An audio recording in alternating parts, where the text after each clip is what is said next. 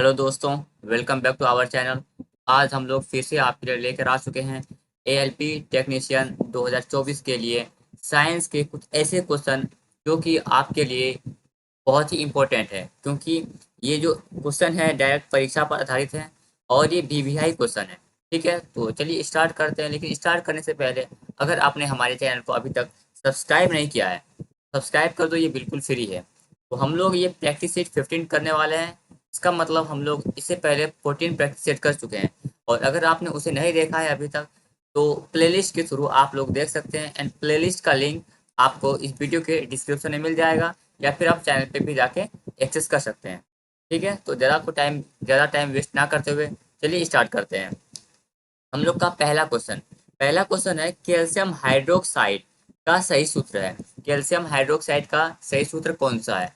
CaOH, CaOH, Ca2OH या CaOH।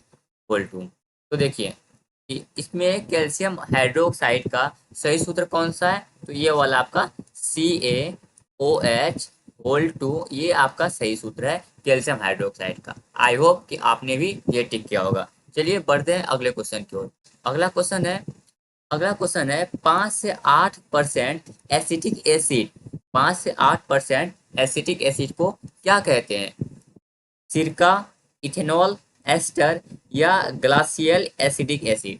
तो 5 से 8% जो एसिडिक एसिड होता है इसको हम लोग सिरका कहते हैं। क्या कहते हैं?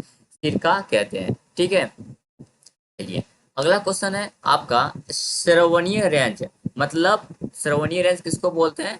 जिस जो वैसा ध्वनि ध्वनि का वो रेंज जिसको हम लोग सुन पाते हैं तो श्रवणीय रेंज बोलते हैं। से नीचे आवृत्तियों के साथ ध्वनि तरंग को क्या कहते हैं? मतलब श्रवणीय रेंज से जो नीचे आवृत्ति के साथ ध्वनि तरंग है उसको क्या बोलते हैं?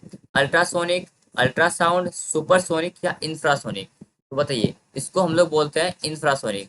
वैसा इंफ्रासोनिक मतलब वैसा ध्वनि तरंग है जिसको कि हम लोग नहीं सुन पाते हैं। ठीक है, अगला देखते हैं। अगला है, प्रकाश की किरण पानी से गिलास तक जाती है तो यह झुकता है।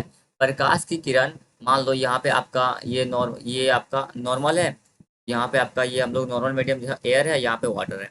तो जब ये यहाँ से आपका एयर से ऐसे ऐसे जाएगा तो ये झुकता है। ठीक है, आपको भी पता है झुकता है।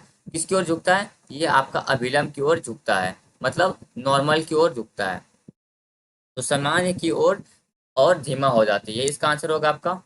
ठीक है, ऑप्शन नंबर सी, सामान्य की ओर झुकती है मतलब नॉर्मल की ओर झुकती है, और उसका जो स्पीड है वो भी स्लो हो जाएगा क्योंकि वो वाटर में चला गया है। ठीक है, अगला देखते हैं। अगला क्वेश्चन है, किसी सैटेलाइट और पृथ्वी के बीच आकर्षण का गुरुत्वाकर्षण बल डैश को तेजी प्रदान करता है। अभिकेंद्रीय बल, तनाव, समतलीय बल या अपकेंद्रीय बल? इसका आंसर क्या होगा? इसका आंसर होगा अभिकेंद्रीय बल। ठीक है, इसका आंसर आपका अभिकेंद्रीय बल होने वाला है। अगला क्वेश्चन देखते हैं। अगला है, दूसरे आवर्त से संबंधित और मजबूत श्रृंखलन गुण वाले तत्व का इलेक्ट्रॉनिक विन्यास क्या होगा? तो दूसरा आवर्त, यहाँ पे देखो, यहाँ पे फर्स्ट, सेकेंड, थर्ड, फोर्थ इस तरह है ना। यहाँ पे आपका दूसरा आवर्त पूछा है। दूसरा आवर्त में कौन कौन सा है? दूसरा आवर्त में आपका देखिए आ जाएगा लिथियम, फिर बेरिलियम, एंड फिर आपका आ जाएगा बोरॉन, कार्बन, आपका फिर नाइट्रोजन, फिर आपका ऑक्सीजन, फिर ऑक्सीजन के बाद फिर आपका फ्लोरीन, ये सब आ जाएगा। तो इसका पूछ रहा है श्रृंखला, मतलब इसका इलेक्ट्रॉनिक विन्यास ईसी। इसका ईसी जो होता है ना वो होगा आपका 2 और 4। ठीक है, 2 4 आपका इसका ईसी होता है। चलिए अगला क्वेश्चन देखते हैं। अगला है, 3 कार्बन परमाणुओं वाले हाइड्रोकार्बन के साथ गुजरने वाला उपसर्ग। तो देखो, 3 कार्बन परमाणु अगर जिसके साथ होता है इसको क्या बोलते हैं? एप्ट मतलब 7 हो जाता है, क्यूट मतलब 4 होता है, एथ मतलब आपका हो जाएगा, एथ मतलब पता नहीं कितना होता है, प्रोप का मतलब ये आपका हो जाएगा 3। ये इसका आंसर हो जाएगा। ठीक है, 84 का आपका 3 नंबर हो जाएगा। अगला क्वेश्चन देखते हैं। अगला है, ऑक्सीजन का आणविक द्रव्यमान डैश होता है। ऑक्सीजन का आणविक द्रव्यमान कितना होता है? 32, 64, 8 या 16? तो ऑक्सीजन का जो आणविक द्रव्यमान होता है वो होता है आपका 32। ऑक्सीजन का आणविक द्रव्यमान कितना होता है? 32 होता है।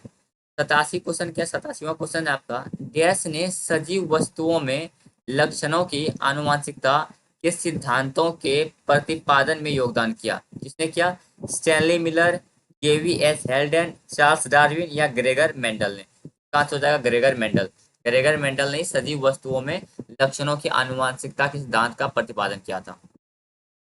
अगला है, बादलों का रंग सफेद डैश के कारण होता है। बादलों का रंग जो सफेद होता है वो किसके कारण होता है? प्रकाश के अपवर्तन, विकिरण, प्रकाश के परावर्तन या प्रकाश के प्रकीर्णन। तो बादलों का जो सफेद रंग होता है वो होता है आपका प्रकाश के प्रकीर्णन के कारण। किसके कारण? प्रकाश के प्रकीर्णन के कारण। चलिए लास्ट क्वेश्चन है आपका, निम्नलिखित में से किसे जीव विज्ञान का जनक कहा जाता है? जीव विज्ञान का जनक किसे कहा जाता है? अरस्तु, थियोफ्रेस्टस, जॉनरे या सुकरात?